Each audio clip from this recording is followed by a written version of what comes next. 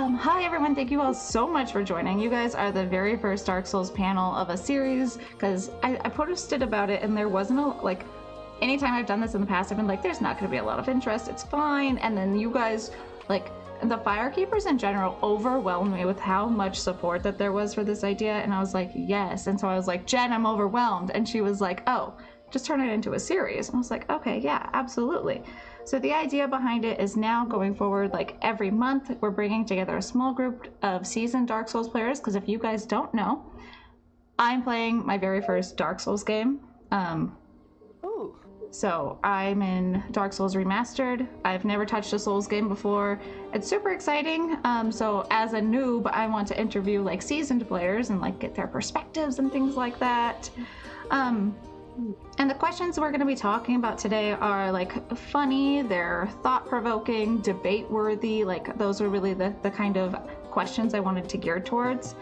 And because like, you know, there was this overwhelming response, like I'm excited to see where the series goes. Is it going to stay as a month-long thing? Are we going to go a couple of months? Can I update the questions and get people to return? And so I'm super excited to see where it goes, but to get us started today, I'd love for each of you to introduce yourselves, tell us a little bit about who you are, what kind of content you create, and then like, you know, how can Dark Souls play into that? And I think we're just gonna go around kind of clockwise, so we'll start at Goose and then just work our way around. Hi everybody. I'm Crazy Grey Goose, also known as Anna or Goose.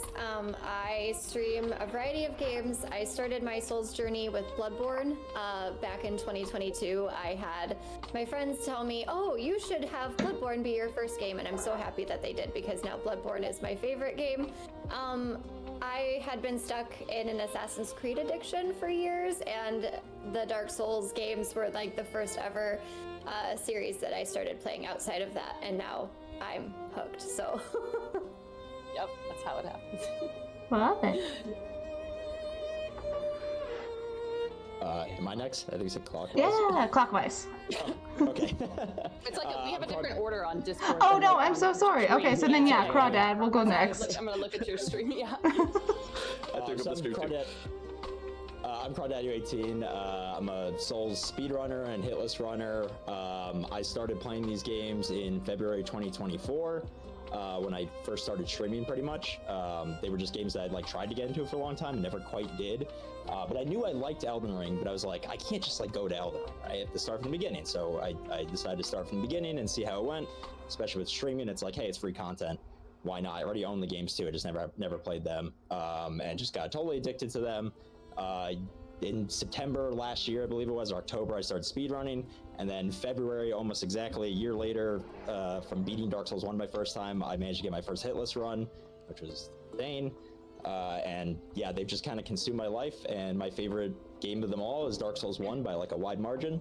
So yeah, that's me. Awesome. I'm not going to introduce myself. I'm Candy. And I just said I've been playing Dark Souls for the first time. So that's my story, and that's what I'm sticking with. This is Noodles. It's his birthday today. He's the best boy. So then we're going to go down to Metalino. Yes, I'm Metalino. You can also call me Vet. I don't know if there's any other Europeans that's going to be on here, but I'm from Norway. So at the moment it's like 1 a.m. while we're doing this panel here. I have work in the morning, but I thought I know the scheduling is problematic, so we'll do it. We'll let Liz slide. So I thought we'll do it at this time. But I started back in 2010 with Demon Souls when that came out. Of course, it came out in 2010 in Europe. So we're kind of late on that. But I remember specifically my cousin had he ported in American games and used it on an American PlayStation 3. So he played it before it came out in Europe, and he was like, oh, when this comes out, you have to play it. And then I borrowed it for a bit, played it, and I was like, oh my god, it's so bad. It's a really bad game, I thought, because I struggled. But then it released in Europe, and then it was problematic. It was really problematic. It was kind of janky, but it released the year later, like properly in Europe. I got it, and I thought, okay, I'll give it a second chance. And then I beat it, and then I liked it. And then from there on out, I just kind of hoped there would be another game that was like that. And then they released Dark Souls, and then the rest of the story kind of happens. So I've been there from the start, and I've played every single game that I've released since. And I've mainly focusing on variety stuff, but I like to 100% games. So I've platinumed all of the games on PlayStation 3 and 4 and whatever, and it's been a blast. I really like to do that, and I really like to do it with other games too, but for the Souls games, it's pretty good. So I've been there for a long time, so it's pretty inspiring to play them all. That's great. Yeah. We're gonna continue around. So Rain is next. Hi. Yeah, it's not very often that I meet somebody like that, because there's so like it's massive now. It's not very often that I meet somebody who started with the game before me. So I'm Rain. I started. So that's like, it's just fun to hear. I'm like, oh, fellow homie that's been there for a while.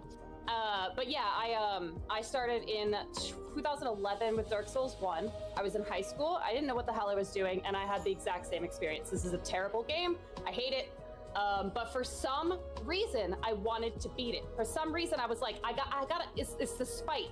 I feel like a lot of us are really fueled by spite, and so I was like, I have to beat this. And it definitely took me. I started my Souls experience doing what me and my high school friends called Praise the Sun.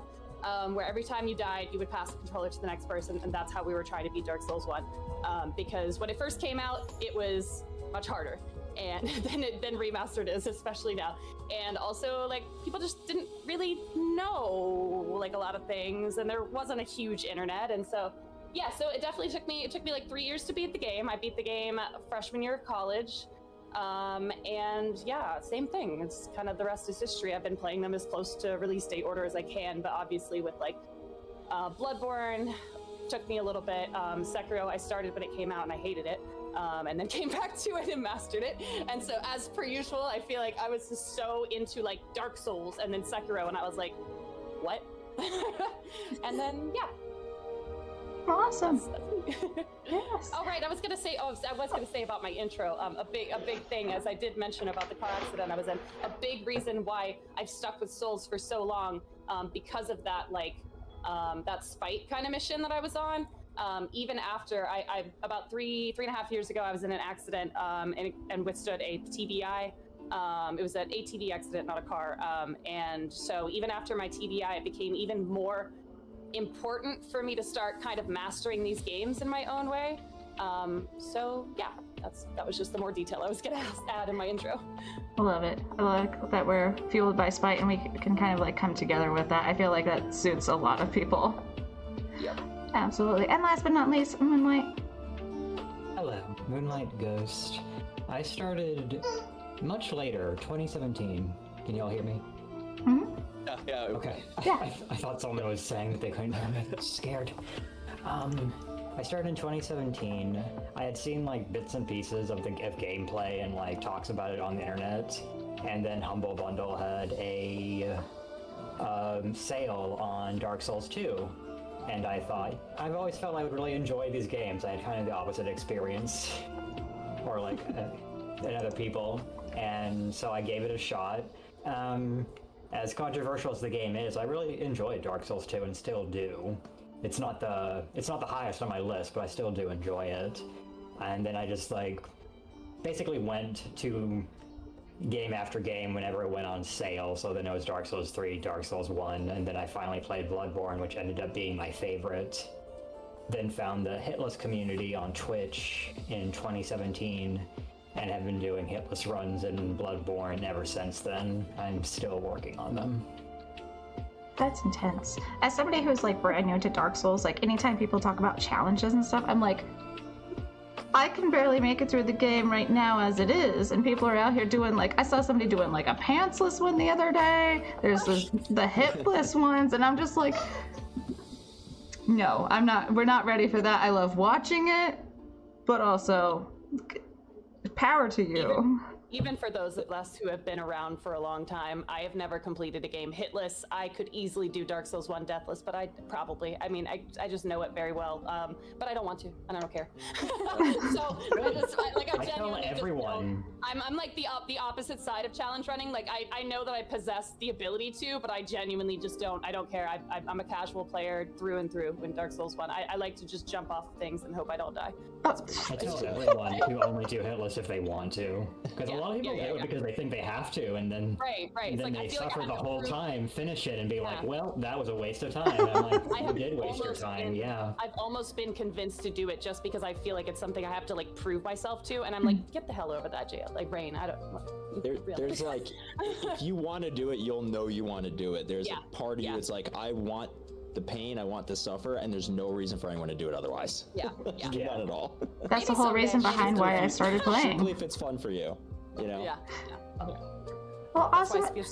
We're so excited to have all of you here. I'm excited to get into some of these questions with you guys. We're gonna start off with like gameplay-based questions, doing our best to stay spoiler-free, but if things happen, it happens.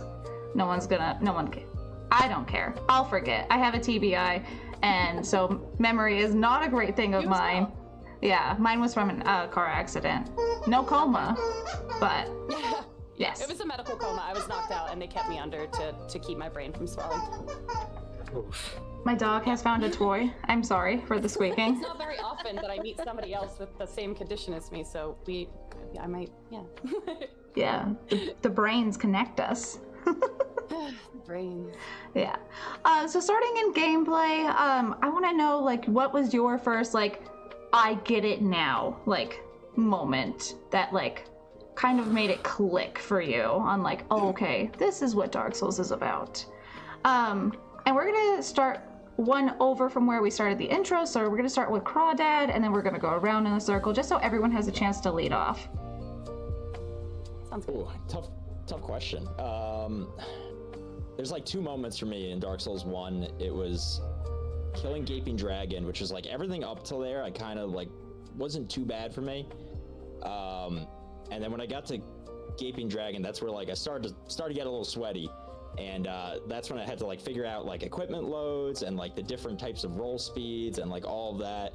So that was kind of like a eureka moment a little bit, and I know you're in the middle of Dark Souls 1, I don't spoil it too much, but the boss where you are going to, that was the moment where I'm like, this is the greatest game ever made, period, full stop. Nothing's ever gonna top this. Like that, the boss you're going took me like 100+ attempts, and that like broke me.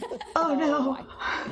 that means that I've seen a lot of people, I've seen a lot of new players doing it in like 5 or even 1, so. Okay. But like I didn't understand like the weapon upgrade system.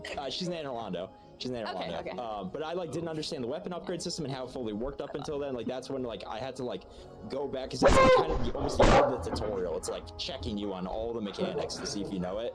And that was like that's still to this day one of my absolute favorite bosses of all time. So that was like the moment for me. I'm both very much more nervous to play after this and excited now. Thank you. Keep the excitement. Keep the excitement. It's great. It's a great experience. Yeah. So I will continue. I know I haven't played very much, but like my like first like I get it now. I can't really decide if it's like my first gravity death. Like I was trying to run away from like skeletons that kept reanimating, and I was like, what is happening? Like, why am I here? And so I was like, I'm gonna go this way, and then like this way led to nothing. I was like, I could fit here, and then I did not fit, and I was like, okay, so gravity is a thing in this game. But also I feel like talking like about bosses, Sif was an uphill battle for me. Like there was just something about, like I just kept throwing myself at this, and it is to this day like the boss that I have died the most to. So you did Sif early, just so you know. Oh, cool. That's why it was so hard for you. That's commendable. I think that's gonna everything else might be easier now because you suffered so hard on that. That's great. I love that. You're paying your dues. You're paying your dues. But like people that fly through the game and then don't pay their dues, and then they get to the end and they're like, what do I do? You gotta pay your dues at some point, you know? Yeah. Yeah, most people do Sif after the boss you're going to next. Oh, really? So I can go back. That's good to know. I'm excited. Oh, yeah. Oh, yeah. But yeah, I feel like after at one of the deaths, I kind of just like looked at my partner and I was like, I'm having a rough time. And I was like, maybe if I take my clothes off, it'll be better. Cause I was like, maybe I'll roll faster. But like out of context, he kind of just looked at me and he was like, what? Don't worry about it. It's fine. So we're gonna, that's kind of my moment with that. So we're gonna continue around, or we're gonna go down to Vetalina. Yes, so, okay, so as mentioned, since I started with Demon's Souls, I will say, I did not click immediately, even though I beat it. I would say I was just lucky, and it was more forcing my way through. I was like, I need to be stronger. Strength, I'll level up that, because that's, you get stronger by doing that. So then, I didn't know the systems, of course, when I played. I was 11 at the time, so, you know, I'm 26 at the moment. Yeah, so I was 11 at the time. I was like, okay, strength, that means strength. So I thought I'll be stronger with that. So I've tried that, forced my way through the entirety of Demon's Souls. I beat it. I was like, wow, that was cool. But I didn't really figure much of it out. And then a year or so later, Dark Souls came out. And I was like, okay, new experience with this kind of game. Started it. In comparison to Demon's Souls, you're kind of forced to take the tutorial boss. And I'm like, oh, okay, I'm kind of rusty now. Took him down, got to the Firelink Shrine, and then from there on out, I kind of experienced what I would call the explorative phase of playing a Souls game, which is, in my opinion, I've gone game design. I have education in game design, and Dark Souls 1 is amazing when it comes to the world itself and how it's designed and how all the way, and you can go so many different paths. And as you mentioned, you took Seth already because you can, you know, it's entirely optional. You can do stuff like that. And when I first learned that, when I played back in the day, I kind of got sucked into it, and I kind of just understood more of it. And eventually I understood the whole weapon mechanic of like, the weapon I have now, it says it has a B on strength. And then I checked when I could level up. I thought, when I take up strength, the weapon has more attack than when I take up dexterity. And I was like, oh, and then it kind of clicked. And then I understood what I needed to do for level ups. I understood what I needed to do. So I think around then, which would be when you got to the gargoyles, which is then technically the second boss, or third if you count the troll boss, but still. Around then I figured out, okay, this is a good game. I'm understanding now. And then the rest of the journey for Dark Souls was amazing. And then I was like, okay, I'm hooked with this genre of games now. I need to play the next one. And then Dark Souls 2 came out and then continued on, basically. So it was pretty good. So I would say gameplay wise, it's interesting. I would assume you too, Rain, when it comes to playing from very early on, it's interesting to see how the gameplay has developed. Further and further. Elden Ring and Dark Souls 1, pretty similar to many. There's a lot of similarities. You're telling me. Oh my gosh, especially the DLC. And I mean, they just took Undead Berg and they just blew it up. And like, I love it. I also hate it, but it's pretty good. Yeah, but yeah, that's the gameplay stuff I would like to talk about regarding that. But yeah, over to you. Well, awesome. I love it. We're gonna just keep rotating around onto Rain. Yeah, what was the question again? Oh, the aha moment. The aha moment. Yes, I was laughing when you said that, because I'm like, it was so long ago, and like after TBI, like blurred amnesia memories of my childhood, I'm like, trying to like get back to it. I don't know necessarily if there was a specific aha moment. I struggled so much with Dark Souls 1. I don't know when the aha moment would have come, because I went 1, 2, 3, and then Demon's Souls, then Bloodborne, then Sekiro. I finally finished it, and then Elden Ring, I think, is what I did. So I don't know. At some point during the journey of 1, 2, and 3 is kind of when I figured out like how to play the games, because the 3 games are so mechanically different. And I think even going from 1 to 2, and there was a break in between 2, was just like really hard for me to remember. I feel like I had an aha moment in every game, but I think the first thing that I can remember being like, okay, shit, this is how we play this game, was Capra Demon. 100%. If anybody who is doing a first playthrough with that boss, and I'm assuming since you're in Anorlando that Capra Demon is okay to talk about. But for anybody who's in chat that doesn't want to hear, I'll talk about Capra Demon a little bit. Yeah, so I think that is when I learned the attack and repeat kind of like the patience, I think, is when I think that's really what I learned, like the patience and the discipline that you need to play a game like this. That it's not just, because games before this I had played Mass Effect and Assassin's Creed were my two like big, before I got into Souls, were my two like obsessions, I suppose. And so it's just not at all the same type of combat. And so I didn't realize how much like it's not about going fast. It's about knowing when to move, when to attack, and that room that boss is in, and then even the run down to it, whichever way you go, because obviously I probably tried a bunch of different ways in the month that it took me to beat Capra Demon. I told you the game took me like 3 years to complete, and like 2 different files. And so, yeah, because I started on Prepare to Die and actually ended up finishing the game on Remastered.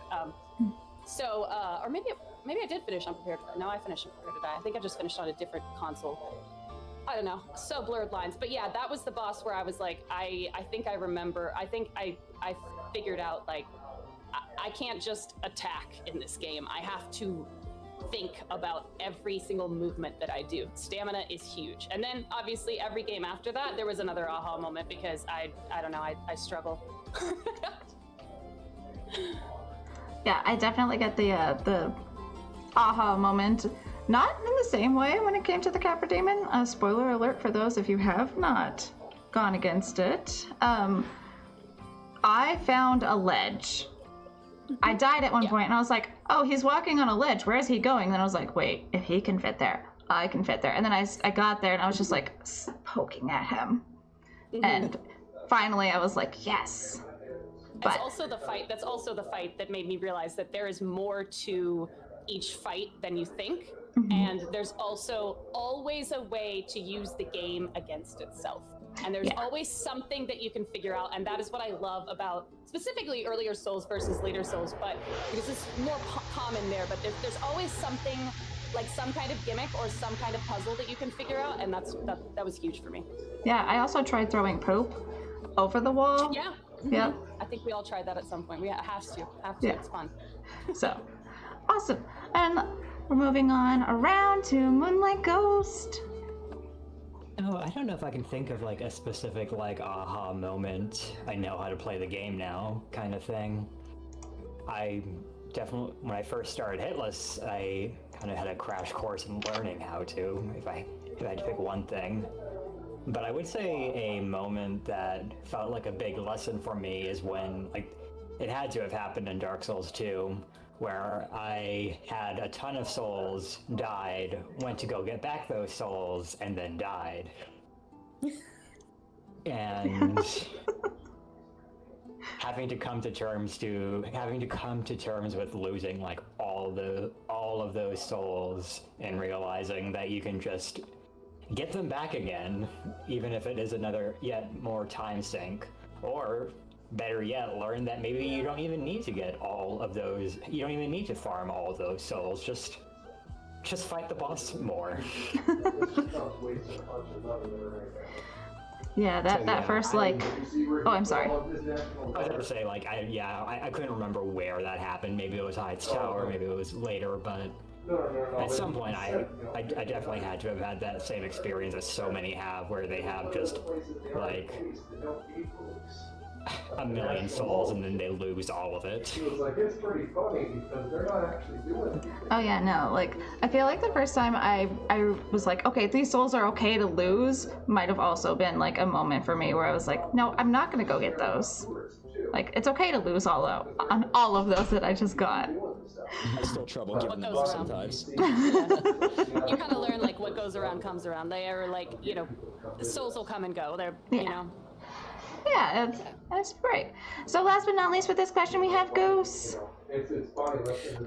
I also really can't specifically think of, like Moonlight said, a specific aha moment, but I think kind of going off what Rain was saying, where you know, it's not your typical combat game. It plays differently. Like when I would play Assassin's Creed, especially like the earlier games, it was just like, oh, just hack X and you'll be fine. And like, or like square or whatever. And the first aha moment I had was when I was playing Bloodborne, and I realized that I had to like go slowly through the mobs. Like I can't just run through, or I can't just like start swinging and like hope it turns out great. Like I actually have to think about what I'm doing. And then the other aha moment I had was when I went from Elden Ring to Dark Souls 1, and I realized that not every Souls game plays the same, and Dark Souls 1 is super slow compared to Elden Ring, or even like the later games. And so that was a learning curve for me as well, to like slow down and just be patient. So well, awesome. Yeah, it sounds like lots of different moments. Of course, you guys being seasoned players, it is a little bit harder to kind of remember, like all the way back when you started. And I kind of love that. Like it changes based on like what you can remember. Maybe there was something else. So into our next category, I'm gonna mix things up. If you had to take one NPC to a karaoke bar, who would it be, and what song are they singing? We started with Crawdad, so I'll go first. I don't know a lot of NPCs. I feel like if I were to take one, right now my brain, the funny response is like to take Sif, and the karaoke song would be like, who let the dogs out, and Sif would bark at the parts that it would, you know, the barking parts. But that's because I don't know. I really know like Solaire, and then I don't even know what the other guy's name is, but he looks like an onion. That's kind of what I know. So Siegmeyer. Oh, now I've learned something even more today. Nobody really calls him by his name. He's just Onion Bro. Oh, cool. Yeah, Onion Bro, Onion Knight. Yeah, it's just Onion Bro. It's just the onion. It works. So then we're just gonna move down and around. We know the order at this point. If you get lost, I'm here to help. Well, I mean, educated pick here, but I would say Patches would be a good character to go with this. Universally liked character. Everybody loves Patches. Song-wise, that would be more. I feel like he would be very into very popular pop music, maybe Beyonce, maybe he would like, I don't know really which pick particularly, but I feel like he could be a very good singer, right? Like sing something like Shakira even, maybe, and stuff like that. Have you seen I forget the name of the song. The song that Shakira sings while she is playing an animal in Zootopia. I forget the name of that song. Oh. But that song, I don't remember the song. But specifically a very high popular song, like a Shakira song. I think Patches would love to sing in a karaoke. Mariah Carey. Yeah, Mariah. Yeah, sorry, they're reading chat. Oh my god, yeah, that's pretty good. Yeah, that's my pick. I think that's my pick for sure. Good one. So my first instinct. Am I next? Yes. Okay. My first instinct. My first instinct was to say, I would take Dusk, for the NPC. It's an NPC from Dark Souls 1, so I won't say much if you've not met her. Probably a late game thing. Because she has a certain spell that she sells. I don't want to be spoilery. I don't know if you know. I don't know if you care about this, like this one of the spells she might sell. Okay. She sells chameleon, so I would just like sit in the corner and disguise myself as like an urn and just watch, and I wouldn't sing anything at all. Which is actually, that was my first instinct, and I can't really think of anything else besides like that's what I would say. Take Patches and just make him do all the singing because I hate karaoke. So one of those two. But it's actually so strange, just like because I'm a singer and I went to school for theater, and like I'm a singer and I don't like karaoke. I can't stand it. So that's my answer. I love it. Okay, so I cannot think of a specific song for the life of me, but the NPC I can think of is Mephistopheles from Demon Souls. I was gonna say Made in Black, just so I could pick her brain. That was the other thing, but again, no karaoke. Because just She would want to kill me afterwards if she actually went through with it, which she probably wouldn't, but she would kill me afterwards. That's why I feel just that specific NPC singing is really funny to me. I will have to look it up. I'm excited. Awesome. So then on to Goose. I think I would probably take Henri to the karaoke bar. He's an NPC in Dark Souls 3. And I never got to finish his quest line, and I was devastated because I had this plan to just like ship a relationship. I don't know. I'm a weird person. So I had this like huge crush on Henri. I was obsessed with him every time I ran into him. I was like, oh my god. So anyway, I think my song that I would sing with him would be Someone Like You by Adele, because it's like I lost him and I want him back. That's perfect. Cute. I didn't know there was romanceables in Dark Souls. I'm all about I it. don't think he's romanceable, but you know. It's okay. As long as you feel like they're romanceable, like that's what counts. Software Miyazaki kind of way, you know? Like otherwise you're made. So it's like you gotta choose. Awesome. And last up for this question is Crawdad. So this is the hardest question I could have possibly expected. I was not expecting this. I'm gonna give a weird answer because it's definitely not a karaoke song, but I'm gonna take Onion Knight because he has a beautiful reverb inside of his helmet whenever he talks. So I'm gonna make him sing Ave Maria. I want him to go operatic. I think it would sound incredible. I love that Also, answer. I feel like he has deep pipes. He could do it. Mm-hmm. Very, very low, very baritone. Yes. I feel like a bad fun time. Warning, it is storming outside, so if you lose connection with me, that's what happened. Gotcha.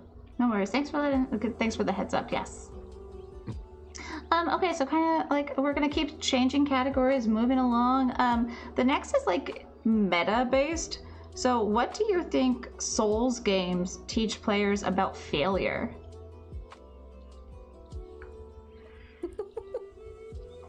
Went from funny to deep, you know, we're just mixing it up. We're gonna start off with Fedolino. So, okay. So, as a game design standpoint here, when it comes to failure, as we talked about earlier, the moment you, as a first player in Dark Souls, end up killing a lot of enemies, getting a lot of loot, especially have a big amount of souls, and then you die. The first instinct of you is like, oh, okay, I died, I lost my stuff, but I know I can go back and get it. But the first instinct the player gets is that they don't want to kind of waste their time going there carefully or slowly. And if it's been a path they've already been to several times, they might think, oh, I can go there fast. I know I can just skip some enemies, it's all good. But then you get that intrinsic kind of, I know I can't fail, but then they die on the trip, lose everything, and then some players, this is just you know, common psychology, but like some players would be really mad, really angry, blame the game for being bad because they died again or something. But most of the time, the best opportunity is think of it as just a learning experience, which is of course what it should be. And that's the same thing with bosses too. Of course you're going to die at some bosses the first time you fight them. It's impossible to know what the boss will hit you with, right? That's the same thing with learning failure there too. If you fight, as you mentioned, you fought Sif very early in comparison to what you might do, but still. Several of the first times you might fight the boss, you don't understand what the moves are, you don't understand the range, you don't understand what might be the best timings to hit it back with your particular playstyle.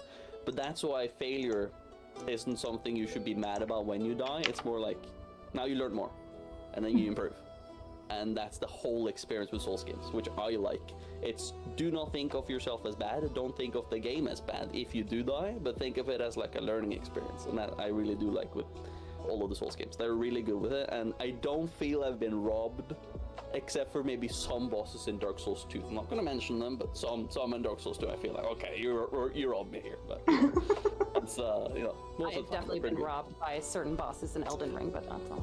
Oh, that too, yeah, I can agree. Some there too are kind of, yeah, we're not going to discuss too further, but yeah, that's my standpoint on the whole failure thing. Well, awesome. Now we're gonna continue our round to Rain. I had a reaction when you said this question because I actually wrote my capstone paper on this in philosophy. In my, I majored in acting and philosophy, double majored. And so I wrote my capstone paper specifically on optimistic nihilism and how art is the only thing worth living for, and it's the only thing that we live for. It's a very convincing paper, but it was from me like 10 years ago. But yeah, so I think a big thesis, I did quote and use Dark Souls a lot in the paper. A big thesis, like a big part of the thesis, being that art never seems finished. Art always pushes you forward. I also argued in my paper that like most everything that we enjoy in life can be considered art. And so specifically with video games, specifically with Dark Souls, a big thesis and a big part of that capstone paper being that it is about the journey and not the destination. And so Dark Souls 1 shaped, like specifically that one shaped my kind of just experience and how I approach every game that I play today. Because of that, a lot of my chat knows, a lot of my community, people that know me and watch me play games know I have not streamed in over 6 months, but a lot of people do know that when I play games, I don't play them to beat them. I'm a huge completionist, but I will do every single thing in the game before I find out where I'm supposed to go, or before I go to the direction that I know the game wants me to go. I'm a huge Metroidvania fan. That's my other favorite genre of games, and I also will stand by the hot take that Dark Souls 1 is a Metroidvania, but we can talk about that later if you want. I think that was the biggest thing about failure, and biggest thing about the game that the lesson that the Souls games, but specifically my first and my favorite, taught me is that it is not about the destination. It's not about getting there. It's about what you learn on the way. It's about what you can take from the experience, how you can apply that to the next game that you play, the next Souls game, the next whatever game that you play. There's so many lessons that I have learned, or not even game, but life. A huge part of that, like, I'm sorry if this answer is a little bit long because I wrote my capstone paper on this. A big part of about what I talk about in my capstone paper being like, if anybody's familiar, like Epicureanism, ancient Greek philosophy, and Stoicism and stuff like that, being kind of just being like, if I can't control it, okay, why don't I worry about the things that I can control, and how do I take that into the next attempt? If I'm running to a boss, if it's Dark Souls 1 and the actual boss is running to the boss, or if it's Elden Ring and the grace is right there, you know, whatever the journey is, what can I take from the previous experience and apply it to this one and get a little bit better? A lot of times when I'm watching people play Dark Souls, I'm not gonna backseat, but the only thing I'll say is, what's the definition of insanity? Because they're doing the exact same thing over and over and over again and not expecting new results. So that's a huge thing that I learned, that fear is not failure. And I know that sounds like very, very cheesy, but it's just not. Like, failure is a chance to try again in a better way. Yeah, absolutely. I love it.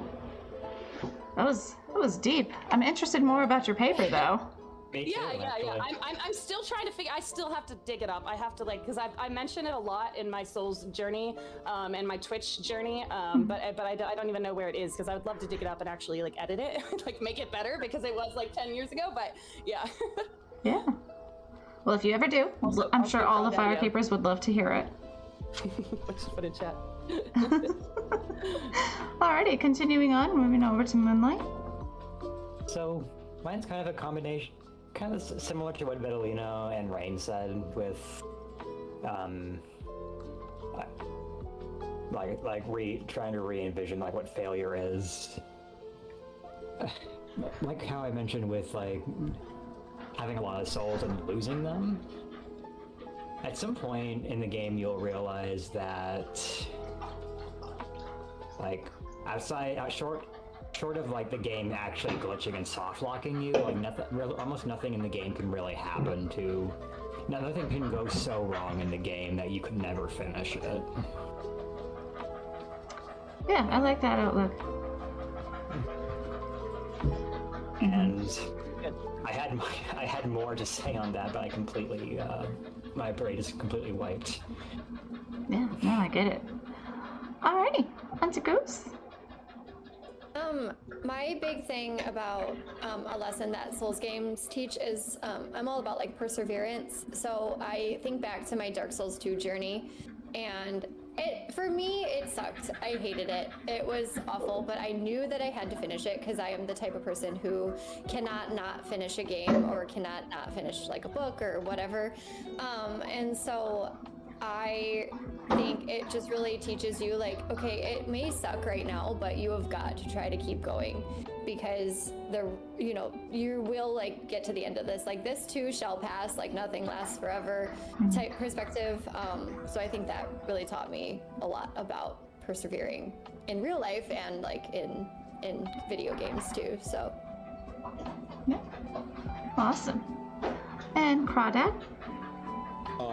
Yeah, so I mean, like, obviously failure, death, intrinsic parts mechanically of the game, but I think they also relate thematically to all these games, because all these games are about endless cycles that we have to break, right? Mm-hmm. I think every single one of them is at this point. Maybe not. Was Demon Souls? I think Demon Souls still kind of was, but they're all about cycles you have to break. Yeah, and there's the thematic cycle of like crumbling empire, poison nostalgia, oppressive religion, yada yada, that has to be broken.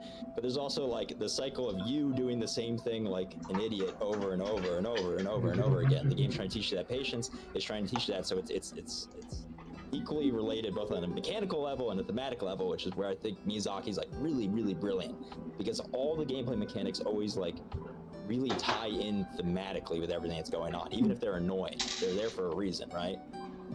So that always gets me really excited. And then on top of that, as like a musician, I find like the way I learn things is I break everything down to its simplest components, and like this is a game that like really, really encourages that. Like, you have to break down everything, like every note, every measure, every phrase, every blah blah blah. You got to break it all down, especially when it comes to like hitless running, speed running. Like every single moment matters, right? So it's like the failure is like everything. Like, it's the most important thing in the game. I just find it absolutely brilliant.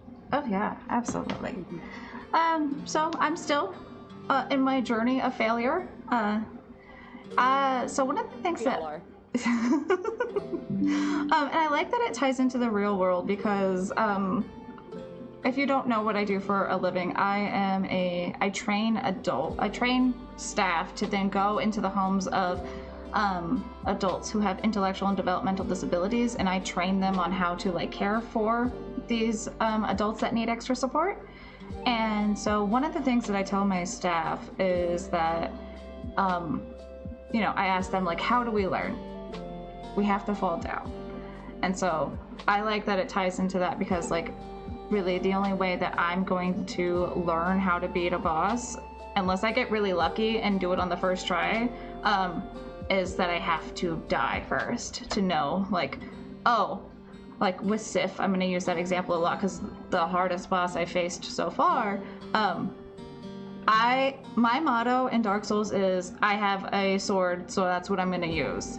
I don't know what a shield is. I don't know what dodging is. I don't know what parrying is. I'm sure that they exist. Can I do them? No. So learning to be like, okay, I mean, if I can get under the dog and just give him some like belly scratches with my sword, I'll be good. And so like having to like reanalyze it, and by reanalyzing it was me going in and like I'm making a montage of all of my deaths. So I'm clipping every single time I die in this Dark Souls journey. And I was like, oh, when I'm underneath, I'm not getting hit. And so like being able to analyze my failure to like then go forward and succeed has like been a really big part of my journey so far. So that's a like really great question. I'm giving props to myself, sorry. But you guys all had really wonderful answers. We're kind of moving into like a little bit of a debate-based question, and then after this we'll just take a little breather. So if anyone needs to go to the bathroom, anything like that, everyone has the opportunity for that. But I'm gonna ask, I'm not gonna have like a lot of insight. You guys are gonna say names that I don't even know, and that's okay. But which game has the best boss mechanically speaking? And with this, we're going to start off with Rain. If you need a moment to think about an answer, of course, take your time. No, I don't. Okay. I'm actually kind of glad that I'm the first one to start, because I want to start by saying that, like, shut up, Gunny. I want to start. That's my mod. One of my mods. Yeah, I want to start off by saying that, like when it comes to these games, I as a philosophy kind of person, when it comes to these games, I will never ever decide which one has the best anything. Besides maybe some more obvious things. It's hard to say, though, because things that I think are obvious are not things that other people may think are obvious, or that other people think are good, or that they even enjoy them, right? So, like, when I talk about what I prefer in Souls, or what I think is maybe some games excel at rather than others, I really tend to stay away from, like, any kind of objective speaking at all. Because of my, like, I specifically majored in philosophy with an emphasis in, like, existential philosophy, so that existential and, like, super metaphysical stuff is what I really like to think about. And so yeah, it's a weird, like, answer without giving an answer kind of thing. But that is something that, like, I think just for myself, in being a part of this community for so long, seeing it grow and evolve over time, starting with Dark Souls. I wasn't on the internet like that. I ventured into Reddit because of Dark Souls, because I needed help with things, like, along the way. Like, my brother helped me with one, and then everything after that was on my own.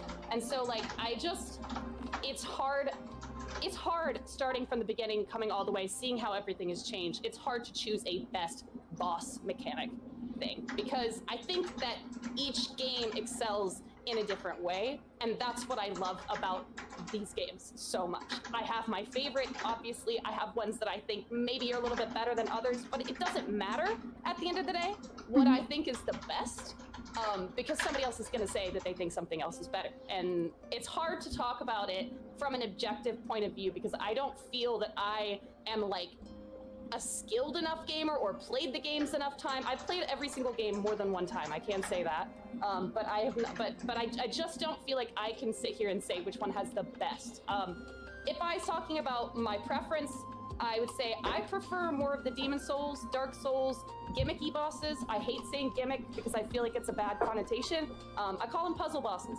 I like when bosses challenge me. That's why I love Night Rain. I love Night Rain because I feel like the game constantly challenges you mentally and intellectually, as opposed to just, like, physically or, like, instinctually. And so maybe that's more of what I prefer as a gamer.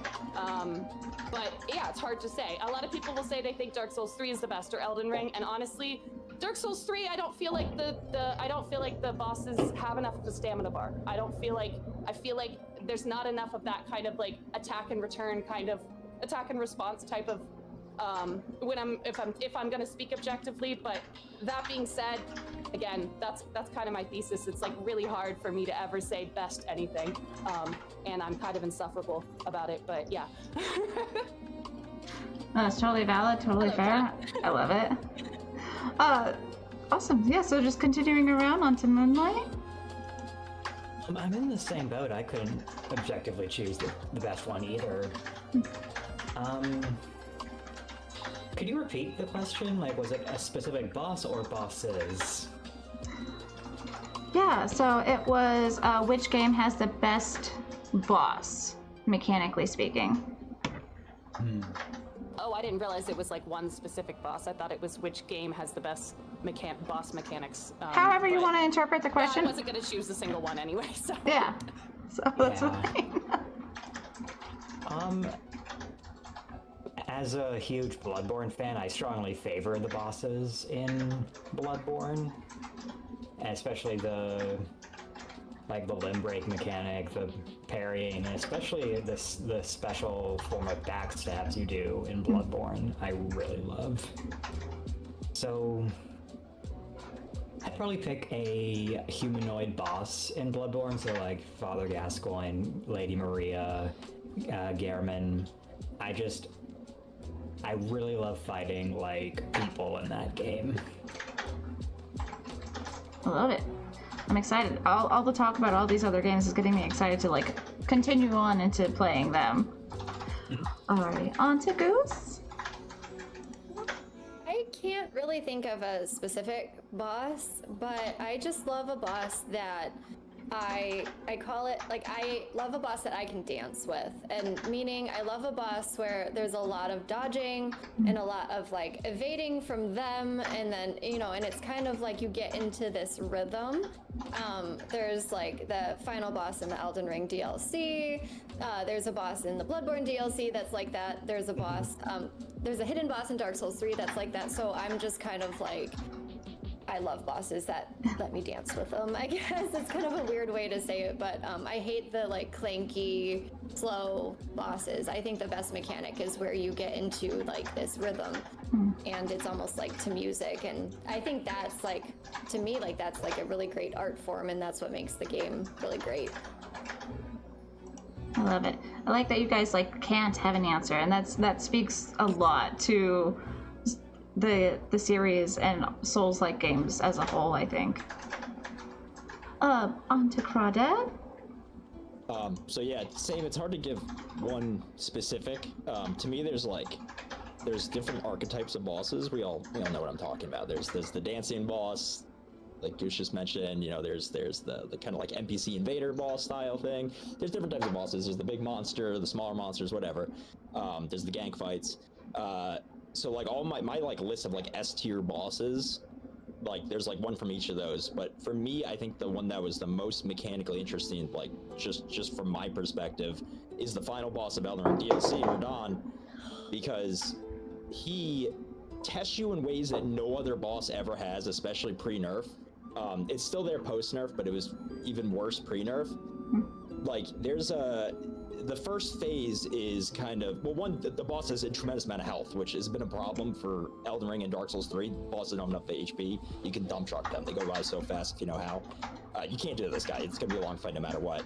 But the second phase, the whole first phase kind of teaching you the dance, right? And then the second phase, they say, do you really know this dance, or are you just responding to what you see on the screen? And the boss grows like 1980s hair metal hair. And the hair blocks his animations. You cannot see his arms during some of his deadliest attacks. Ones that can outright one-shot you, especially pre-nerf. And you have to have that rhythm inside you. You can't watch it, you need to feel it. And they're testing for that. And it doesn't test you once, it tests you like 30 times because the fight is so long. And to me, that was like the most interesting from my perspective. But I love that boss. Which one I had did to you say? resort. Oh, sorry. Sorry, no, I just wanted to, which boss you were talking about. I don't know if you said a name, but Crawdad. Oh, Promise Consort, Radon. Oh, okay. Yeah, the big one. Yeah, I had to that's what I thought. I had to resort back to my horseback riding days because I was in hunter jumpers and we had to count in between fences, and I was actually counting like the dodges that I had to do in that fight. I just realized I think I do the exact same thing. I was a horse girl too, so it's funny. Yeah, that's like a fight that's like, all the other bosses allow like 10% slop, 20% slop, none. You get no mistakes. You get none on that guy.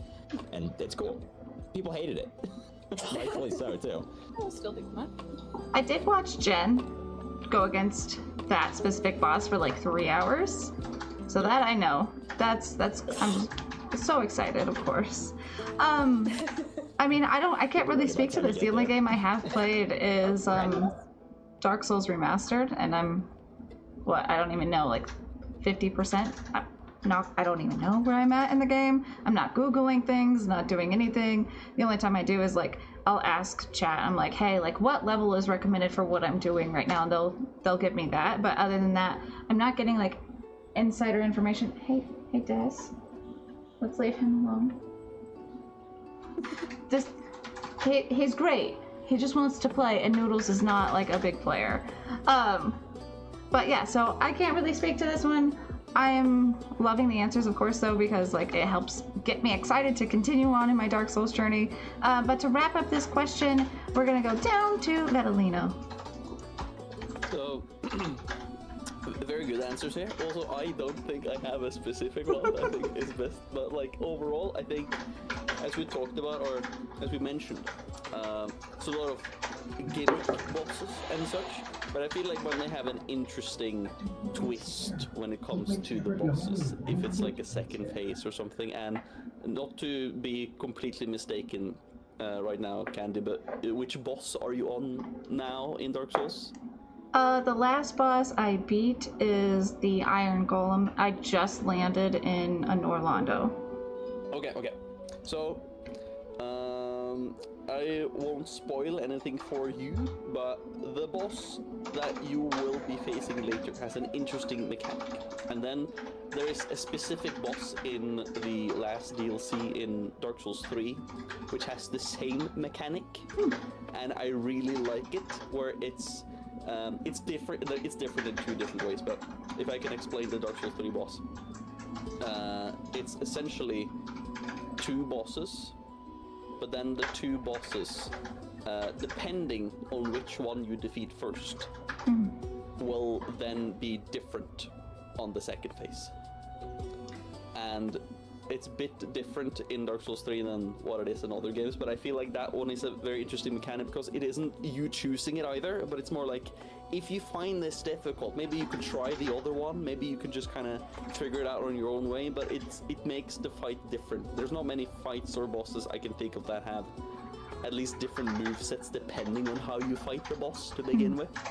And then there's also, not to say specifically for you, but for the ones that have played, the final boss, base game final boss of Dark Souls 3, really good when it comes to how many different play styles the final boss has. I really do like that. So that's mechanically, I think maybe Dark Souls 2, best gimmick bosses, as we talked about, puzzle bosses, as you mentioned, right? But but 3 I think mechanically has the best interesting ones in my opinion. But yeah, that's a lot. There's a lot. I can't really pick one, but there's a good mention. It's a hard question. Yeah, very hard question, but it's interesting to talk about it. I do have to say, Candy, when you get to after finishing Dark Souls Remastered, when you get to the last boss in Dark Souls 3, there's something that happens that you will feel it in your soul, and you will just be like, "Oh my god, this is the most amazing thing ever!" And like, I'm not gonna feel anything more. I was like crying when I beat that boss. Same. Oh my I think it was a gosh. pretty good. It was a pretty big moment. If you cannot play Dark Souls 3 without playing 1 first. It's like a requirement. It's crazy how many people started with Dark Souls 3. I feel like it's such a mistake. There's an amount of people in the community that are like, this one's gonna hook you the fastest, because there's an amount of a lot of people in gaming right now want instant gratification and fast action, which is fine. There's nothing wrong with that. It's just hard to go backwards. It's hard to go backwards, and also lore-wise, start with 1. Yeah. Lore-wise, I should play Dark Souls 1 That's why people don't want to start Dark Souls 1. I say just go Elden Ring, because at least that's standalone, and it's also the most accessible. I'd also say Elden Ring before Dark Souls 3. I just feel like you're going to ruin you know what I mean? I just feel like it's going to ruin the experience you get with the previous games. But with Elden Ring, I feel like it's a little bit easier to go backwards, but I don't know. I didn't do it, so I don't know. I always say start DS1, but if someone's like, when someone, like you said, they want the new flashy thing, it's like, that's the compromise position, I guess. Yeah. Or Bloodborne. Bloodborne's a good spot too, but depreciate hardware for it. It's hard to get a hold of. Yeah, it's hard to get a hold of. Bloodborne was my first. Yeah, and I liked it. I like that it was my first. Well, alrighty. Before we take our break, sorry, I wanted to say before we take our break that I played Demon Souls on PC, DS3 version. So if anybody is ever struggling to get a hold of Demon Souls because they don't have a PS3 or a PS5, it is available. The original is available to play on PC and completely legal. Hey, I just wanted to put that out there. I love Demon Souls so much, and I just feel like it's Well, alrighty, as you said, we're gonna take our first little, our only little break. Hondo's like a 4. Aww. Oh, so he's just being a bit of a jerk doing that. Yeah, he's just being a kind of a butthead, and that's okay. We'll figure it out. Yeah. Yeah. Come on, bud, go stay cool. Alrighty. Our order is back to normal. I think Rain started with the last question. So continuing on, we're looking at like how Dark Souls has influenced your content creation journey. So starting with Moonlight, what inspired you to start creating content, and was Dark Souls a part of that?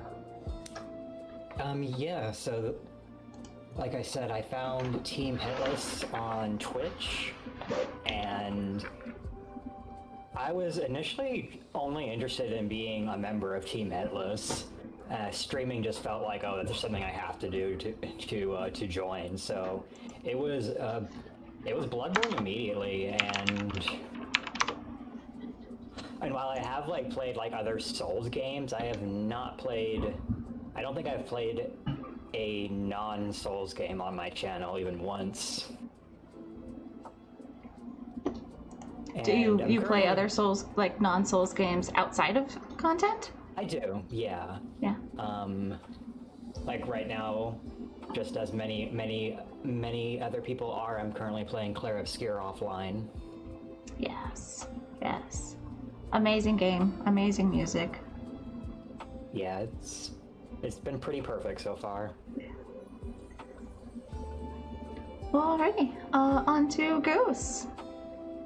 Well, the thing that inspired me to create content was just watching like the early YouTubers, like Markiplier, Jacksepticeye, and then like Kelsey and PGK, and then I was always like, oh, I really want to do that, but I feel like I can't because I feel like you need like fancy things and a fancy camera, like all this money or all this room, and so but then there was a moment in my life where I was unemployed, so my fiance was like, well, you have the time now, like why don't you start streaming? So started streaming from my PlayStation, and I had no idea what Twitch was really when I started streaming. Like I actually like learned how to discover Twitch through just jumping in like blindly, but Souls didn't really have like an impact on my streaming journey. I didn't really, the one thing that was in the back of my head was I would see the Elden Ring trailer and I'd be like, I'm playing that game. But that was like the only thing that really influenced me. I didn't start playing a Souls game until maybe like 3 months into my streaming journey.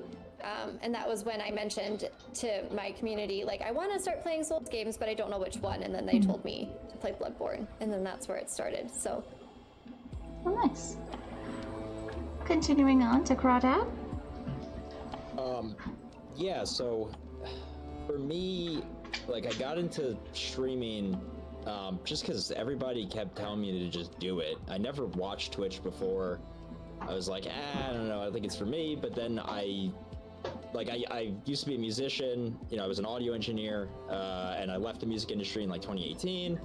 And, you know, since then I've been like creatively just mostly in a rut. Like, you know, I was kind of like burnt out, whatever, wasn't playing music. And then at the beginning of 2024, or going into 2024, I was like, I gotta like make a change or I'm gonna like lose my mind. So I just was like, screw it, I don't know, like I didn't want to do like music content because it's just like that's like all the time, like you have to be on and just practicing, yada yada.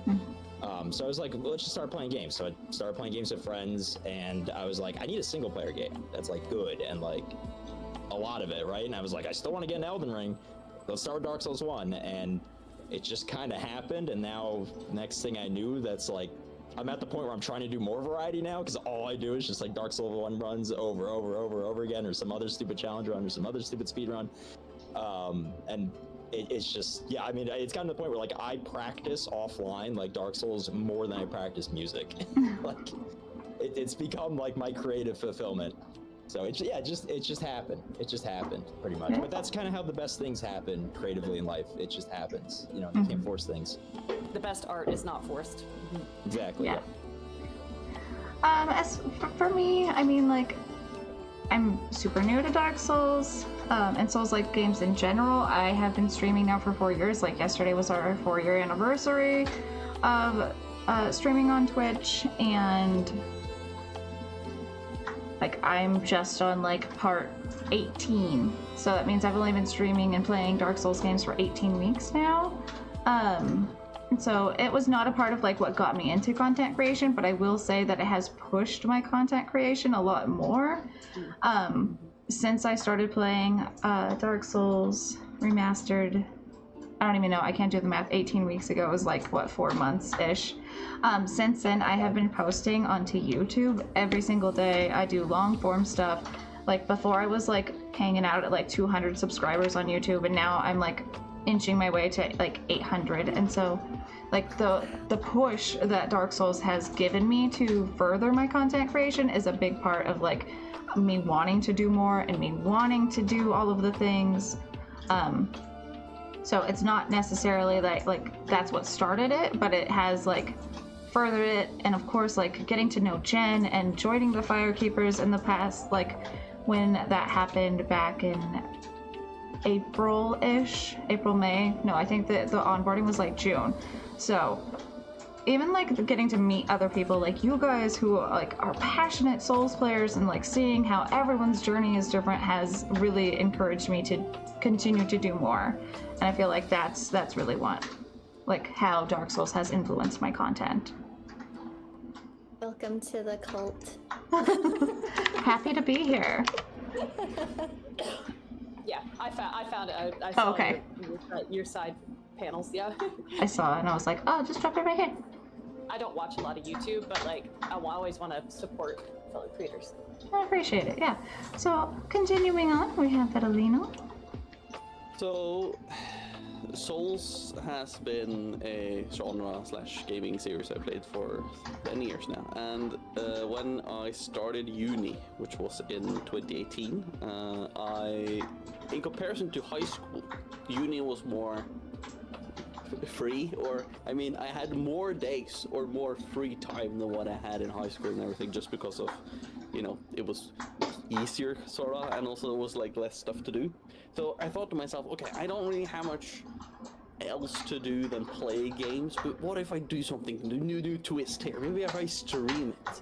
So then I started streaming, and then I believe, since I was really fond of 100%ing games, I think the very first thing I played was 100%ing Hollow Knight, which is pretty banger, and then Silksong soon. I'm just gonna mention that. But we have, but of course, right after that, I thought to myself, I haven't played Dark Souls 2 in a while. Should I platinum it on stream? It's like, sure, why not? So I streamed that for a long while, and that's when the first spurt of like followers kind of came in, and I got my little community kind of started a little bit there, and I was like, okay, this is good. And then from there on out, I have done, I think just because of me doing that and figuring out, playing games and platinuming them or 100%ing them, that's kind of the style I like now. So from there on out, I've almost always done that. I haven't done more Souls games. I've only done Dark Souls 2 100% on the stream, but I've played a shit ton of other games. I played Kingdom Hearts, I'm doing all Zelda games right now. It's taking a while. And I'm going to be starting Resident Evil 100% soon, which is also going to take a while. I don't know why I'm putting all of this on myself, but all of the Souls related stuff since then has not been 100%, but it inspired me to do other things, and as some of you mentioned earlier, some challenge runs have been done, and it's been really fun, and I'm planning on doing one again soon for Elden Ring, because I really just want to do unique runs. I had one, I think a charity event I had, where I did a Jesus run of Elden Ring, and it was just me using faith-related attacks, and that was all I did, and it was amazing. It was so fun. We just joked around, and it was just fun. So all of the stuff that is related to Souls has just been kind of sidelined to only being now and then, but it's still kind of the core of where I started doing my streams, and it's always going to be like that. But most of the time, whenever there's a new Souls game, I refrain from streaming it the first time I play it, mostly due to trying to get all the whole experience as a private thing, and then later I can be like, okay guys, okay, I played it now, let's do some challenges, let's do something different with it, because now it's more interesting for you guys to watch than watching me, fail all the different times on this first boss. So kind of better that way. But yeah, I think core-wise, kind of inspired me to continue streaming and then kind of doing 100%. So that's kind of where it's been. So that's my side. I love that. I mean, like, I'm the opposite. I feel like, because I've only had this one experience so far, is that I'm failing with chat, and they're like the ones who are motivating me. I keep saying, like, I don't know if I would beat or continue to play a Dark Souls game if I didn't have chat like cheering me on. I would be one of those people who like sets the controller down and was like, nope, okay, we're done. And like with chat, I'm like, no, we're streaming, we gotta keep going. So in a way, it's like motivating. But I like that you do it offline first and then bring that, what you learned, like to your community and find fun ways to keep it going. I dig that. So to wrap up this question, we have Rain. Yeah. It was content creation. Well, can you repeat the question specifically? Yeah, of course. Yeah. It is. Takes a while to get right. Where'd it go? What inspired you to start creating content, and was Dark Souls a part of that spark? Gotcha. Inspired me to. Okay. Well, first of all, like I don't really like content creation.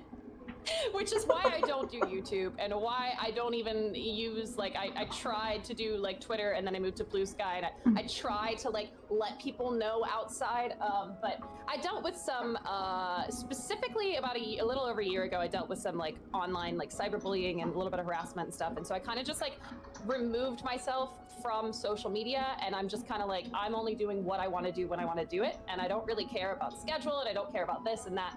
So when it comes to that side of content creation, it's like weird to call myself a content creator, because what I really like about content creation is live interaction and community building.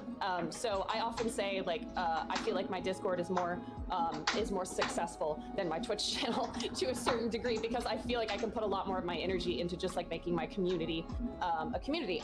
So when it comes to like content creation, it was like I was agreeing a lot. I think it was Crawdaddy that said that it kind of just happened. I never really like went out there with an aim to be a streamer. My brother actually was it was a very similar thing where it was like other people were telling me that I would be a good streamer, and so eventually I kind of just like gave in, and I tried to stream. I tried to stream in 2020, but I just wasn't like invested at all during my SL1, when I was doing my SL1, which I did off stream. Like I wasn't a streamer, I wasn't a content creator, and so but I tried to like do the whole Twitch thing, and I was like, maybe I can get some VODs and I can like have it. So if you look like way back to my Twitch channel, you'll see like one or two things from that time period, of like highlights that I've saved. But other than that, what really pushed me to start content creating or like to start streaming on Twitch was my accident and the TPI. After I had just quit my full-time job to go to school again. I went to cosmetology school at Aveda, and I had just quit my job and started full-time school. About a month into school, I got into the ATV accident, almost died, yada yada. Whatever, things happen, right? And then when I was out of inpatient rehab and I was still in outpatient rehab, and had moved back, and I was trusted to like move back into my own home, and like I wouldn't leave the stove on all night, you know, brain injury stuff. I was doing, that's when I was like, what the hell, I don't have anything to do with my life right now, which is very similar to Goose, I think it was, that said like you were unemployed and that's when you started streaming. Yeah, so I tried in 2020 and I just was like, I don't like this. I don't like content creating. So I got really invested in Elden Ring. Elden Ring came out right after my accident. And it was kind of the same thing where I was getting near the end of Elden Ring and I was like, maybe I should try this streaming thing again, because like once I'm done with Elden Ring, like it took me about a month to get through and like do my version of 100%ing, like not like the plat or anything. I did everything that I could find in the game, and that my brother told me, hey, you didn't do this, go do that, So I had gotten to the end and I was like, I think I have me beating the game, and I have Millennia, I think. Everybody knows that name, so that's okay, right? And so like I have some things up, and I was like, oh, okay, hold on. I was not on Twitch at all. I barely had a Discord. I like didn't really know how to do the internet thing. And so one time I opened up stream, and for some reason I really wanted to watch a Bloodborne stream. It was very strange, because Bloodborne is actually pretty low on my list of like my favorites. I love the game, I respect it, but it's not like my favorite. But for some reason I really wanted to watch somebody play Bloodborne, because I had only played it once at that point. And I got really involved in this one community. He doesn't stream anymore, but if anybody around here knows the ending to the story, if he would probably be a firekeeper if he still streamed, but he quit like over 2 years ago. And so I got really invested in his community, and then I was like, oh shit, this is how you do it. You make friends, right? And so like I was meeting people saying like, oh, you gotta go out and network, you gotta go out and market yourself. And I'm like, I don't like thinking about it like that. Like I'm just going to these chats and making friends, and sometimes they follow me and sometimes I follow them back. Like, and so yeah, that just kind of happened. I started to build a community, and then I started to realize that there's this thing called a streamer buff. And there absolutely is a thing called a streamer buff. One of you guys was talking about it, how you like don't, I think it was you, Candy, that was saying like, I don't know if I'd be able to go through all of this if I didn't have like chat to kind of either hold my hand, or like, I feel like when they get invested, I am more invested. And so that's kind of what pushed me forward. And I said, all right, screw it. You know what I'm gonna do? I watched somebody do a BL4, and when he beat his BL4, I was like, you know what? I'm gonna go back to my SL1 that I started 3 years ago, and I couldn't finish because I had the 2 final DLC bosses. The optional one and the final DLC boss of Dark Souls 1, not Artorias, not the one that I had already beaten him. So the final one and the optional one of the DLC, and then of course but I could not beat the game until I wanted to do all bosses. So I was like, okay, I'm gonna use this streamer buff, and I did it on stream. You can find those VODs too. I was like, okay, this is it. Like, I think I can do this now. And so, yeah, I just kind of got invested, and I enrolled back into school, went back to school full time, and I didn't have a job. So I was just streaming and doing school. And then life happened, and hiatus and yada yada, things like that happened. But yeah, it's weird. I don't really call myself a content creator. I like live interaction and community building. It's weird. No, I love that. It's a different way to like, of course, look at things and consider like. It puts like less pressure on myself too. So. Yeah, absolutely. All right, so I think at this point, we're gonna ask one more question, and then I'll have you guys like reintroduce yourselves to say goodbye. I feel like that'll lead us to the end. So I am gonna end on a funny one. So if let's do this one. What's the dumbest way that you've died in game that wasn't a glitch? And I think we're back to Goose starting us off with this one. Oh gosh. Okay, so it was in Dark Souls 3, and I was in one of the early areas, and it's, I don't want to like spoil too much, but there's these enemies that like have these really like scary voices. Like when you get near them, and it's terrifying when you hear it for the first time. And so I was just kind of like Leroy Jenkinsing my way through the area because I was just like uncomfy the whole time. And I was panic rolling, trying to get away, and I picked up like an Estus Shard, which is like a buff that you need. I think it's in Dark Souls 1 too. On the way, and I just kept panic rolling, and I panic rolled off a cliff. And I said, well, you know what, we have an Estus Shard, so there's that, but but I can't, I mean, I'm sure there's like dumber ways, but that's the one I can really think of right now. It's mostly due to panicking when I die the most, so. That's valid. I like that you were like, at least there's a silver lining that you got this Estus Shard from it, which is of course a W in itself, so. I love that it's panic based, because I feel like that's how it is. We're gonna like, at least for me too. So, on to Crawdad. What's the dumbest way you've died? So 2 weeks ago, I was doing world first broken straight sword speedrun. So the worst weapon, well, second worst weapon action Dark Souls, but pretty much the worst weapon. Originally my goal was 2 hours. Realized that was easy. Kept going down. I wanted to get down to like under 140. So. It was like insane. It was almost as hard as getting my first hitless run. It was super, super hard. I'm on the last boss of Dark Souls 1, literally at the finish line. It's free, it's easy, it's super, super free.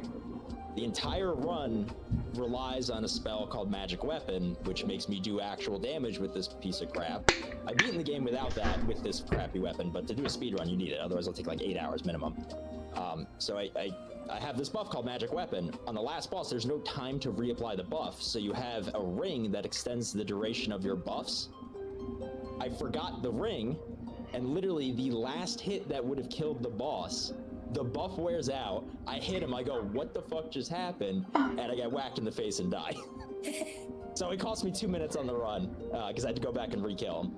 So it went from 134 something to 136 something. But I'm like, whatever, world first, I'll take it. Was this DS1 or DS3? DS1. DS1. Oh yeah. Yeah, Crawdaddy does a lot of DS1 speedruns, and they're really fun to watch. I've seen stuff like with like Power Within used for like the straight sword hilt. That might be the worst one. I do Power Within with magic weapon, and yeah, the second half I'm like, we call it a Gwincident when I mess up on Gwyn. So that was the ultimate Gwincident. That's super cute. I don't know. I feel like there have been some. The one that like sticks to my is like at the front of my mind is of course a gravity death, the biggest boss in all Dark Souls games. I have heard it doesn't go away except in Night Rain. Night Rain is great that I can just jump off of walls and I'm running. It's really hard to go from that to then Dark Souls because I'm just like I could make this jump and then no, gravity is a thing again. But there was one time I was running across a bridge and I looked over to read chat as I was going forward, and because I looked, I like turned my controller, like the Joy-Con, and all of a sudden, next thing I know, I'm falling. And I remember just like grabbing my face and screaming into my hands because like we had just gotten to this place and like I was ready to take on the boss and then just died to gravity. And of course, like I look back and I love it now, but like I know now not to like, as I'm trying to balance on something, to read chat because it's dangerous. So that's my dumbest death so far. I have a long ways to go. All right, so then on to Vedalino. So, okay, so there's been thousands of deaths playing all the games for so many years, but one comes straight to my mind immediately, and that is, as mentioned, I didn't stream most of my first playthroughs of the games as they came out. But when Sekiro came out, I played it off stream, had a good time, and then I mentioned to some of my in real life friends, like, oh, I'm struggling so much with this particular boss. And then they said, okay, how many attempts have you done? A lot of them. Okay, but why not stream it this night, this evening? Stream it, we can all watch it for funsies, and then hopefully that boosts your morale, boosts you to continue doing attempts and not give up after like a couple, right? So I thought, okay, why not? We do it.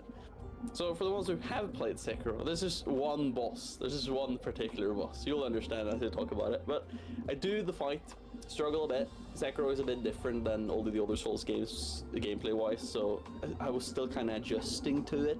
It's a bit difficult. Really love Sekiro. It's one of the favorites at this point. But get to the boss, fight the boss, do attempts, struggle, stream for a few hours on the same boss, defeat the boss.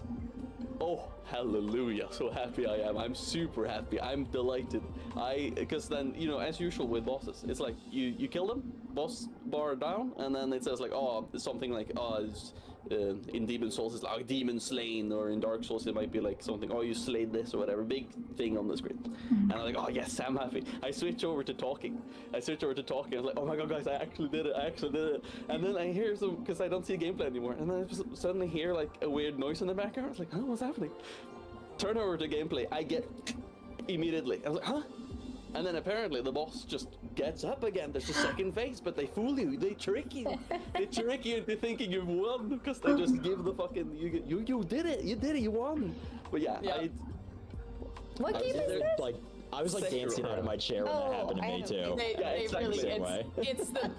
I sadly knew it was coming because I had watched YouTube videos because I had told myself I'm never gonna play Sekiro. I hate it so much. So I knew it was coming, but it's really, that's a moment that I love to watch other people get.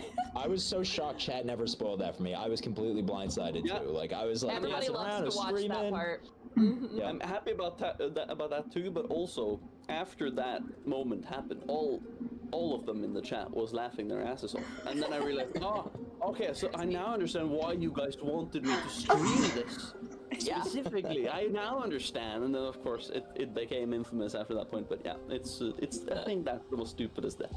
It was just the ignorance of thinking they would let me win now without thinking over. Yeah. But it was pretty good. That is honestly hilarious. Like, I'm sorry that happened. Of course. sure when I get there, I will have completely forgotten it, and then as it's gonna happen, I'm gonna be like, I should have remembered this. Yeah, you'll never know which one it is. I didn't Oh, mention yeah, it, that's it's terrifying. You'll never know. I'll just think it's all of them. Is it There might be more than one moment like that, but you know. We'll get there eventually. All right, so then, Rain, what's the dumbest way that you've died? Every time that I die is probably dumb. I can't really think of saying. I think, like I said, like one of the first questions I answered is like how I play these games is very Leroy Jenkins. Like I like all the time. I still do. I don't care if it's right, because the way that I play Dark Souls 1 now, like if I'm ever streaming a casual playthrough, which I don't really do much, but if I ever am streaming a casual playthrough, or if you're watching me, that my favorite thing to do is go, this isn't gonna work, but it'd be really cool if it does, so I'm gonna do it anyway. And that's what I like to do. I know this game. I know it like the back of my hand. I know when something's not gonna work, but sometimes I get surprised. So that's me, yeah, all the time. Leroy Jenkins, like I don't even care. I'm not listening to a plan. I'm just going in. But I can think of like one thing that I can think of for specifically Elden Ring. At one point, I'm gonna dance around this, but if you know, you know. There's a large ball, and there's some stairs, and that's all due to set the scene in Elden Ring. Hopefully you know what I'm talking about. And there's this, this was my second time going back to this place. I was playing co-op with my brother. We were just like having fun. And yeah, there's a clip of it too. I was like, I pulled up the clip, but maybe I'll post it later. But yeah, so I'm literally just running. I'm co-oping with my brother. We've already completed this area. We're going back for like an item or something. I don't know what we were doing. Seamless maybe. I don't know. And I'm just like, yeah, whatever. He's like, watch out, don't forget about the ball. And I'm like, yeah, whatever. But it's not like it kills you. Right when I say not like it, the ball just one-shots me, and I'm like. I didn't remember it one-shotting me. I remember taking some damage and then running like I do in Dark Souls 1 when there's a ball and some stairs. So, yeah, that's probably the stupidest death I can think of. I was literally like, well, it's not like a kid. Dead. But there's plenty of deaths that are stupid. Honestly, all the Indiana Jones moments of like dying. Anytime I'm like, now I'm scared of stairs, and I'm just like, all right, is there gonna be a ball that rolls at me? So I'm glad to know that continues on. That's great. It's a classic Miyazaki troll. It happens. Either it's a stair and some balls, or some stairs and a ball, or it's something like that. So. A flaming barrel, Wait till Dark Souls 2, you'll get Indiana Jones a lot. Yeah. Going through too. I feel like Sen's Fortress did that a lot to me. Oh yeah, but it's not about the destination. It's about the journey. So we live and we learn. Yeah, exactly. We laugh at it. Alrighty, and Moonlight, what's the dumbest way that you have died? I have died so many times, and even just specifically Bloodborne, I can't think of like what the dumbest one was. But I can think of a memorable one. Yeah. Once when I got to Lady Maria on a no-hit run, I reached her third phase and had her down to be like 1 or 2 hits from death. And then she does her special visceral attack. After she yanked my heart out, my character just like fell to the ground flat and died, and I said I can't even be mad about that.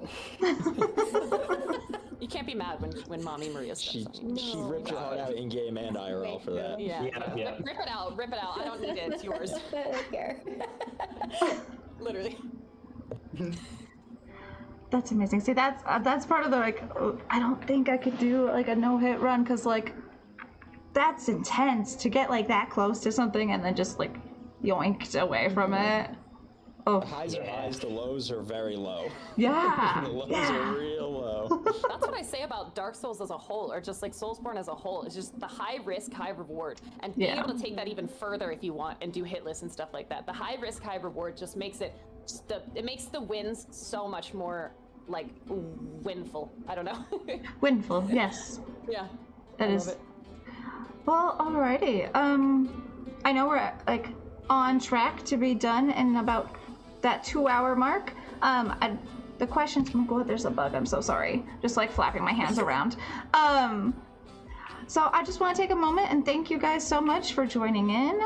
This was really great. If you are interested in joining into future ones, there will be different questions. I had like 20 questions per category, and I think we got to one from each of the categories except for funny, which that got 2. I had a really great time, and I would just like you guys to, tell us a little bit about yourselves, like whatever you want to tell us, to wrap things up. And we can, I think Goose just started that last question, so we'll start with Crawdad, work our way around, and then we'll head on out. Oh boy, okay, shameless self-plug stuff, I guess. Yeah. Crawdad18, I do soul speedruns, hitless runs, yada yada. We're finishing up sorcery only, hitless right now. In DS1, it might happen tonight, it might happen tomorrow. I don't know. I'm down 2 hits, and one of them was nonsense. So yeah, we're doing that kind of stuff all the time. We're here every night at 8:30 p.m. EST, except Saturdays, but also sometimes Saturdays. So if you like that kind of stuff, hit the follow button, and yeah, I'll see you around. But thank you for organizing this. This is a blast. I appreciate this. Yeah, of course. I'm glad that you had fun. Now, I'm not gonna speak for everyone unless they also tell me they had fun, and then I will say thank you to everyone. But I'm Candy. I organize this, and it's gonna continue on. I'm excited to continue bringing on more Firekeepers from the Firekeepers stream team that is led by Jen. JenIsOnline, and that's me. Like this. If you're watching this on YouTube, it's going to be on my channel, so you know me, and this is, I'm streaming, things like that. I'm not going to do a plug. I'm here. I'm going to let you guys talk about yourselves. So, continuing on with the circle we've been doing, on to Vetalino. Yes, so shameless plug from my side, of course. I'm Vetalino on like almost anything, YouTube particularly. I'm kind of trying to start up the main YouTube channel again, so stay tuned for that, I guess. And then the VODs channel has always been up, posting almost all the streams I have, and currently we're doing, as someone mentioned earlier, Expedition 33, currently playing that, 100%ing that, just on one stream. Ended up at like 5 a.m. in the morning last night. It's pretty good. It's pretty good. But we're playing that right now, and then I'm gonna continue some of the 100% that I am doing for Kingdom Hearts and Zelda as well, sooner or later. And then there was that Elden Ring challenge run I was teasing about. That might start soon too. But other than that, just follow me and stuff, I guess. And once again, thanks for organizing this. I know scheduling with more people. I've done that before. I've scheduled with 4 other people a lot of times, and that takes some time to schedule, especially if it's different time zones. Here, I think you were a bit more lucky, but sometimes it can be tricky. So I do appreciate the effort to get this all sorted out and getting a time and everything. So it's brilliant. Thank you.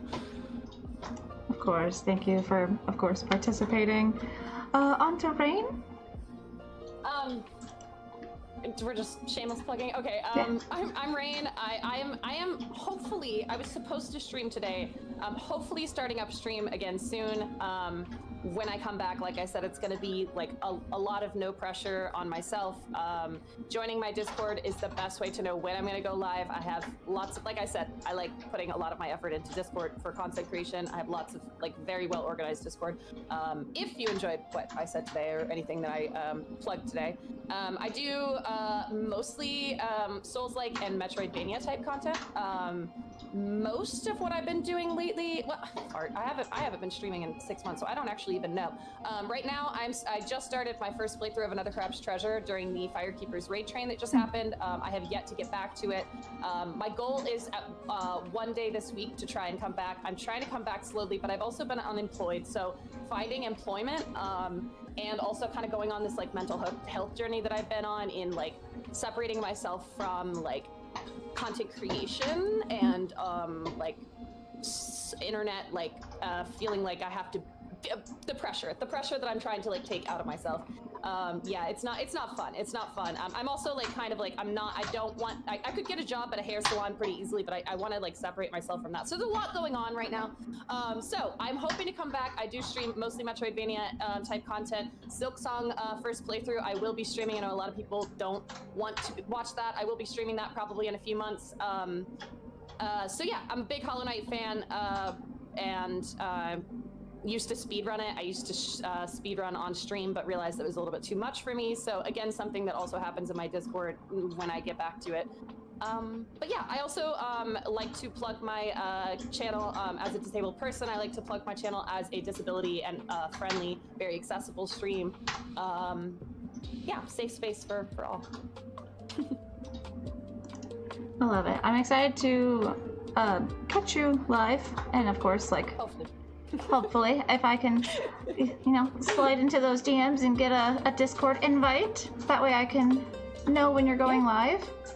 But yeah. Oh, I was also gonna say, if you like Hollow Knight and you want to, the only thing that I really do have on my YouTube channel, my entire first playthrough of Hollow Knight in VOD form is all up on YouTube. So that's my only shameless plug as far as like other social medias there. But yeah, I never did really talk about Hollow Knight during this panel, but that was a huge Souls-like Metroidvania type thing for me. So yeah, absolutely. Alrighty, Moonlight, shameless plug. All right. I am Moonlight Ghost. I am currently actually on a small hiatus from streaming. Just needed some time, some mental getaway from it. But currently I do hitless runs in Bloodborne. Specific right now, I'm doing Blood level 4, no dodge, no hit, all bosses.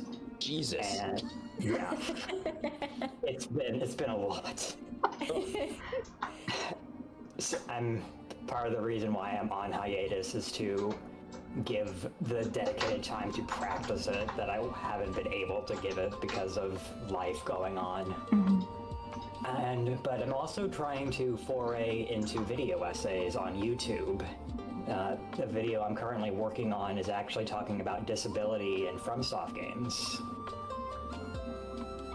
It's been going pretty well, and I'm very hyped for it. And that is, I feel the same way as Rain. I feel weird calling myself a content creator, but that is what I am doing. it's weird when you're like when your intentions are less of the creation part and more of the like the people part. Yeah, the people part. Yeah. Yeah, I get that. Yeah. Well, thank you so much for joining in, Moonlight. And last but not least is Goose. Yeah, so once again, I'm Crazy Great Goose. I mostly stream on Mondays, Wednesdays, and Fridays. I'm gonna start streaming on Saturdays. I stream Souls games, obviously, and I also stream just a variety of different games. Right now, I'm doing the 100 Baby Challenge in The Sims 4, which has been a wild ride. So if you want to check that out, that's what we're doing when we're not playing Souls. And right now, also, I'm doing my first playthrough of Dark Souls 3. I'm in one of the DLCs, and I'm trying to beat one of the bosses that it's been a headache. But I'm so I'm banging my head against the wall at this point.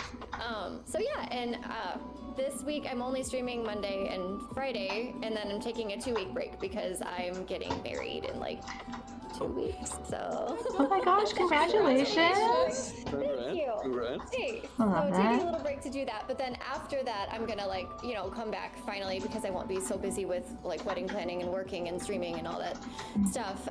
So I'll be back Mondays, Wednesdays, Fridays, and Saturdays. So yeah.